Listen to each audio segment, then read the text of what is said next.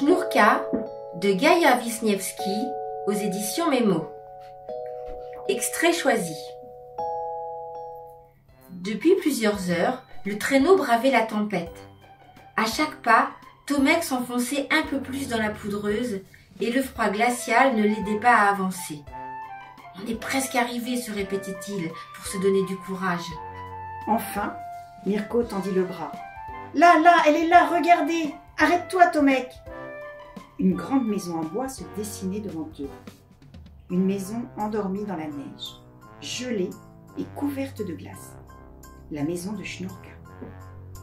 Dès les premières minutes, une délicieuse odeur vint chatouiller les narines de Mirko le gourmand. Tu as fait des biscuits à la cannelle, mes préférés. Oui, je sentais que vous alliez arriver. Le vent a dû me le souffler, dit simplement Sznurka, en revenant de la cuisine avec du thé, toutes sortes de biscuits et des petits gâteaux aux noix. Il va falloir tout me raconter.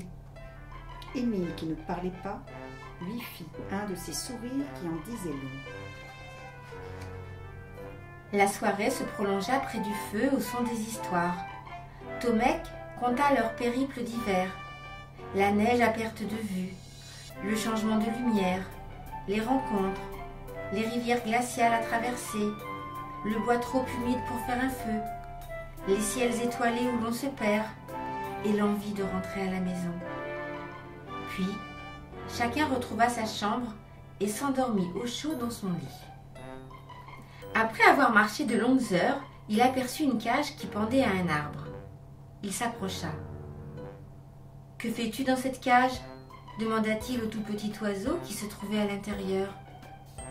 L'oiseau effrayé répondit « Je crois qu'on n'avait pas besoin de moi, alors on m'a laissé ici. »« Mais la porte est ouverte, pourquoi ne t'envoles-tu pas ?» demanda encore Mirko. « Pas la peine, le vent dépose tous les jours des graines autour de la cage. J'aime mieux ne pas aller trop loin, on ne sait pas ce qui peut arriver. » Mirko, qui se souvenait de toutes les émotions ressenties lors de son voyage, s'exclama. « C'est justement ça qui est fantastique, aller voir le monde. »« Non, je suis mieux ici. »« Mais comment peux-tu le savoir si tu n'es jamais allé ailleurs ?»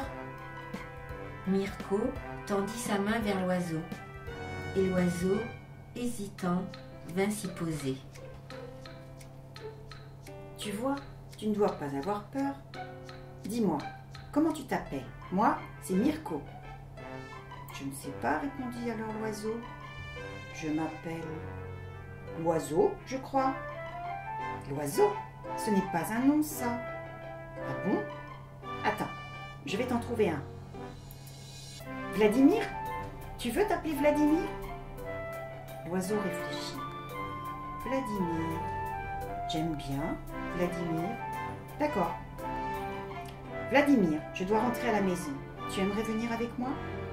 D'accord, répondit Vladimir.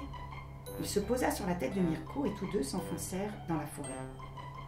Tout en marchant, Mirko racontait à Vladimir la maison de Sznurka, le grand voyage sur le traîneau tiré par Tomek, les cabanes dans les arbres avec Zacharie et les longues promenades silencieuses avec Émile, qui lui apprenait à lire les nuages. Le lendemain, Sznurka se réveilla avec un drôle de sentiment qui la rendait triste. Mirko la retrouva dans l'escalier. « Qu'est-ce que tu as, Sznurka ?»« Tu vois, murmura-t-elle, quand vous étiez en voyage, j'avais peur pour vous. Et maintenant que vous êtes de retour, je pensais que ça allait passer. Tu crois que j'aurai peur pour toi chaque fois que tu quitteras la maison ?»« Peut-être, dit Mirko, mais il faudrait plutôt être heureux que ceux qu'on aime fassent des choses qui leur font plaisir. Et puis, tu sais, dit-il en la serrant très fort dans ses bras, l'amour, c'est plus fort que la peur. » Ils avaient tous couru jusqu'au lac. La glace avait dégelé et elle formait des blocs épars. Avec le soleil, il y avait 1000 reflets. Effectivement, c'était magnifique. « C'est beau tous ces glaçons !»